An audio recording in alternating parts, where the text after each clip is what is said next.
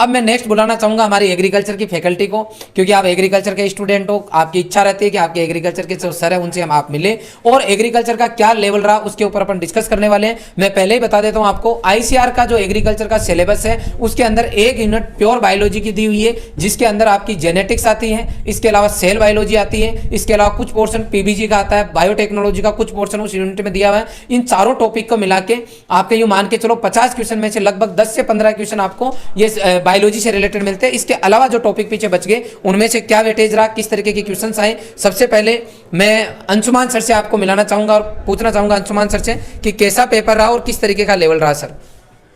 धन्यवाद सर।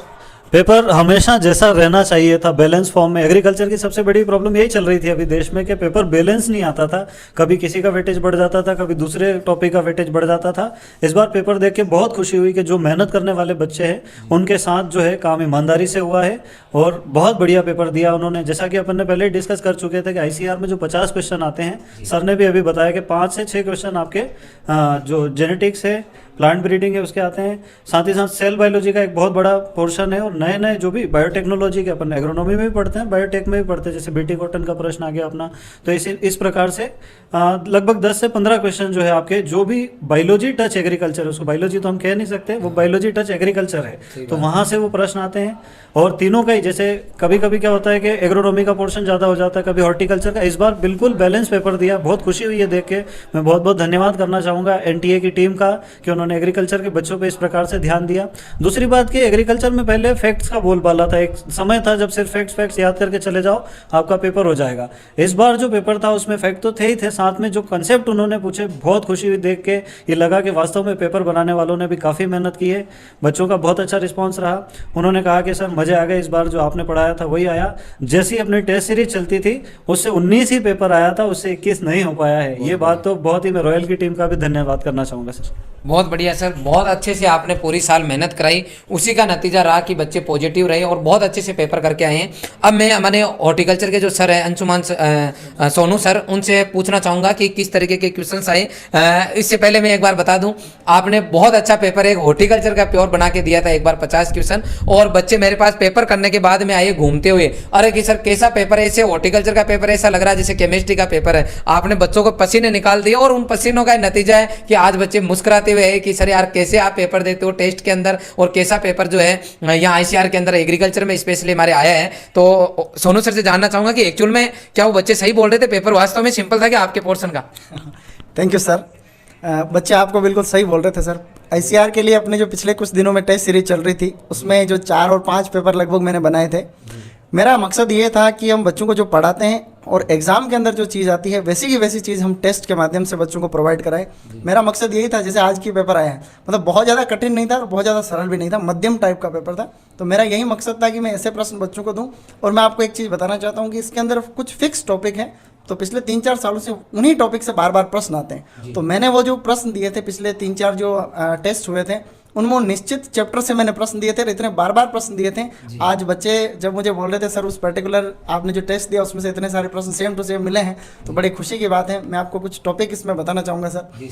मैं बच्चों को कहता हूँ फिजियोलॉजिकल डिसऑर्डर वाला जो चैप्टर है, क्योंकि लगभग 12 से 13 प्रश्न हॉर्टिकल्चर के आते हैं, ये बड़े महत्वपूर्ण आपका पोर्शन होता है। तो बच्चों ने आकर के मुझे बताया ये प्रश्न आए हैं, तो मैंने फिजियोलॉजिकल डिसऑर्डर वाले चैप्टर से मैं पूरे साल भर इतना बच्चों को अच्छे से तैयार करवा देता हूँ, चाहे कैसे भी लेवल का पेपर आए वो आप जो है फिजियोलॉजिकल डिसऑर्डर। जैसे मैं आपको बताना चाहूँगा सर कि आज जो है मूली के अंदर एक पीथीनेस होता है, वो प्रश्न आया था। इसके अलावा जो आलू के अंदर एक ग्रीनिंग होती है वहाँ से प्रश्न आया था, और टमाटर के अंदर जो फजीनेस होती है वो प्रश्न इसके अंदर आए थे। इसके अलावा मैं दूसरे चैप्टर की बात करूं सर, तो मूल ग्रंथ वाला जो चैप्टर है, कुछ एक फ्रूट क्रॉप ऐसी है जिसमें कुछ निश्चित मूल ग्रंथ है, बार बार वो एग्जाम के अंदर रिपीट होते हैं। चाहे कुछ आम के मूल ग्रंथ हो, आज नींबू के जो मूल ग्रंथ है वहाँ से प्रश्न पूछा गया था कि टिस्ट्रेजा जो वायरस है या जो आपका ग्रीनिंग है उससे रेजिस्टेंट मूल ग्रंथ कौन से होते हैं। तो मुझे बड़ी खुशी हुई कि बच्चों ने कहा सर आपने जो पढ़ाया था वही चीज़ हमें जो है देखने को मिली थी। हम देखें सर इसके अलावा कुछ माइक्रो प्रोपेगेशन से एक प्रश्न आया था। तो बच्चों को मैं बताता हूँ जो प्रोपेगेशन वाला चैप्टर है, जो फ्रूट क्रॉप का जनरली जो प्रवर्धन होता है, वहाँ से हर बार 1 से 2 प्रश्न आते ही आते हैं। अच्छा, बच्चे कई बार देख करके घबरा जाते हैं कि भाई कथन और कारण वाला प्रश्न आ गया, तो मैं ऐसे भी एग्जाम के अंदर आपके टेस्ट होते हैं उनके अंदर देने का प्रयास करता हूँ कि कथन और कारण वाले प्रश्नों से आपको घबराने की आवश्यकता नहीं है बच्चों। उसके अंदर क्या थोड़ा कॉन्सेप्ट लगा होता है, तो कॉन्सेप्ट अगर आपको आता है तो प्रश्न चाहे किसी भी फॉर्मेट में देवे तो आपको घबराने की आवश्यकता नहीं है, दिमाग को स्थिर रख के उस प्रश्न को अटेंड करने की आवश्यकता होती है। और मैं कुछ फ्रूट क्रॉप आपको निश्चित बताऊँ, जैसे आम है, केला है, या फिर सब्जियों के अंदर कुछ आपकी जो क्रॉप है जैसे कोकोरबीट्स है, कोल क्रॉप है, यहाँ से हर बार प्रश्न आते ही आता है। आप आम को उठा के देख लो, जो नई नई किस्में आजकल विकसित की जा रही है वहाँ से प्रश्न पूछा जाता है। तो इस तरह के प्रश्न भी आज आए हैं निश्चित रूप से, तो मैं उम्मीद करता हूँ कि बच्चों ने सही किया होंगे। सर फ्लोरिकल्चर से हर बार प्रश्न आता है, ऑर्नामेंटल हॉर्टिकल्चर से। ऑर्नामेंटल हॉर्टिकल्चर जितने भी हम लोग जो बगीचे लगाते हैं, गार्डन की स्टाइल है, तो गार्डन की स्टाइल से आज जापानीज गार्डन, पर्शियन गार्डन के बारे में पूछा गया था, तो बड़ी खुशी हुई कि ICAR जो NTA की नज़र उस टॉपिक पे भी जा रही है जिसकी नज़र मेरे पहले थी, मतलब मेरी नज़र उस टॉपिक पे, तो बड़ी खुशी होती है। ग्लेडियोलस से प्रश्न आया था। इसी प्रकार से जो है जैम और जेली से, तो प्रिजर्वेशन से जब आते ही आता है क्वेश्चन, हर बार कन्फर्म है ये प्रश्न आएगा ही आएगा। और जो बच्चे कल और परसों एग्जाम देंगे उनको भी मैं बता देता हूँ बच्चों, फिजियोलॉजिकल डिसऑर्डर का चैप्टर हो चाहे मूल ग्रंथ हो, जैसे आम जो फसल है आपकी वहाँ से प्रश्न आना निश्चित है। प्रिजर्वेशन में जैम और जेली आप ढंग से पढ़ जाना। इसके अलावा कैनिंग वाला जो चैप्टर है वो भी आप लोगों को पढ़ के जाना चाहिए, क्योंकि यहाँ से प्रश्न पूछा जाता है। इसके अलावा भी एक दो और टॉपिक सर इसके अंदर आए थे, जैसे राइपनिंग पैटर्न के ऊपर, और एक थोड़े डेटा से प्रश्न पूछ लिया था कि कौन सी सब्जी जो है कैसे होती है, तो निश्चित रूप से ये प्रश्न भी बच्चों का सही हुआ होगा। तो निश्चित रूप से सर हम मेहनत करते हैं बच्चों के लिए, और बच्चों ने जो है बहुत अच्छा परफॉर्म किया, बच्चे स्माइल कर रहे थे। सर ऐसे प्रश्न फिजियोलॉजिकल डिसऑर्डर से ना आपने जो बताया वैसा है, तो बहुत अच्छी बात है। जो बच्चे आगे भी एग्जाम देंगे उनको शुभकामनाएं हैं, घबराएं नहीं, बहुत अच्छा होगा। बहुत बढ़िया सर। पूरी हॉर्टिकल्चर में से कहाँ कहाँ से क्वेश्चन पूछे गए, किस तरीके के पूछे गए, आपने बच्चों को बिल्कुल क्लियर कर दिया। डेफिनेटली जो 2023 में शामिल होने वाले उनको भी बेनिफिट होगा, और स्पेशली कल और परसों जिन बच्चों के एग्जाम है उनको विशेष तौर पे जो सर ने बताया उनको आपको फॉलो करना है। अब मैं प्रियंका मैम से जानना चाहूँगा कि एनिमल हस्बेंड्री से किस तरीके के क्वेश्चन पूछे गए, कितने क्वेश्चन लगभग आए, आप बच्चों को एक बार अच्छे से बताएं ma'am. Thank you sir.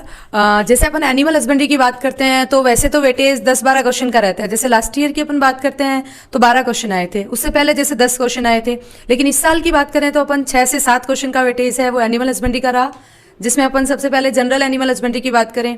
General में जैसे मैंने आप लोगों को क्वेश्चंस कराए थे, पूरी एनिमल हस्बेंड्री मैंने आपको टिप्स पे करा दी थी, जिसमें अपन सबसे पहला टॉपिक जैसे बात करते हैं आवास प्रबंधन की। हाउसिंग मैनेजमेंट जो है उसके अंदर आपके 2 तरह का हाउसिंग मैनेजमेंट आता है, एक तो एनिमल्स का अलग से आता है, दूसरा पोल्ट्री का अलग से आता है।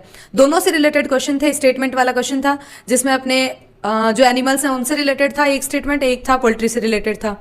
फिर दूसरे क्वेश्चन की अपन बात करते हैं तो दूसरा अपना जनरल एनिमल हस्बेंड्री का क्वेश्चन था, जो आपके अपने इसे जो ब्रीदिंग सिस्टम है, श्वसन दर है एनिमल्स की, उसके बारे में पूछा था। उसमें मैच द फॉलोइंग वाला क्वेश्चन था, मिलान करने वाला क्वेश्चन था। उसमें गाय है, भैंस है, भेड़ बकरी है और घोड़ा है, उनकी क्या श्वसन दर है प्रति मिनट, उसके बारे में पूछा था, तो उसको आपको मैच करना था। इसके अलावा अपन बात करें अगले पोर्शन पे तो अपने जो ब्रीड्स वाला टॉपिक आता है, जिसके अंदर अपने गाय, भैंस, भेड़ बकरी, ऊँट और मुर्गी, इन सभी की ब्रीड्स आती हैं, जिनमें आपके एक क्वेश्चन आया था, गाय वाला क्वेश्चन आया था, जिसमें आपको जो क्रॉस ब्रीड है उनके बारे में पूछा था। 4 क्रॉस ब्रीड है उनके बारे में, जैसे करन फ्रीज है, करन स्विस है, इसके अलावा आपके फ्रिजवाल आती है और एक टेलर ब्रीड थी। इन चारों का क्या क्रॉस है वो आपको पूछा था। वैसे तो टेलर जो ब्रीड है वो अपने प्री PG लेवल की हो जाती है, फिर भी आप लोगों को पूछा था। तो 3 जो आपके ऑप्शन थे वो तीनों अगर आपको आ रहे थे, 2 भी अगर आपको आ रहे थे, तो आपका क्वेश्चन बिल्कुल सही हो रहा था। वैसे अपन टेलर ब्रीड की बात करें तो ये जो अपनी लोकल जो इंडियन ब्रीड है उनका क्रॉस किसी भी कोई भी लोकल ब्रीड का क्रॉस है जर्सी के साथ करवाएंगे तो वो टेलर ब्रीड जो है उससे डेवलप होती है। इसके अलावा अपन चौथे टॉपिक की बात करते हैं तो अपना डिजीज से रिलेटेड टॉपिक था। डिजीज के अंदर आपके मेटाबॉलिक डिजीज हैं, जो मैं लगातार आपको बता रही थी, जिसका क्वेश्चन जेट 2021 में भी 2022 में भी आपके आया था कि कीटोसिस जो है वो किस तरीके का रोग है। तो कीटोसिस रोग के बारे में पूछा था कि ये मेटाबॉलिक डिसऑर्डर डिजीज है। इसके अलावा मिल्क फीवर है, रिकेट्स है। इनके अलावा जो पोल्ट्री से रिलेटेड दोनों तरह की डिजीज हैं वो आपके इसमें आई थी, जनरल भी आई थी आपके। इसके अलावा आपके पोल्ट्री से रिलेटेड डिजीज भी थी, उनके सिम्टम्स भी पूछे थे। दूसरा वो किससे होने वाली हैं, किसके कारण हो रही हैं, उनके बारे में भी पूछा गया था। इसके अलावा अपन नेक्स्ट क्वेश्चन की बात करते हैं। डेटा से रिलेटेड एक अपना क्वेश्चन था।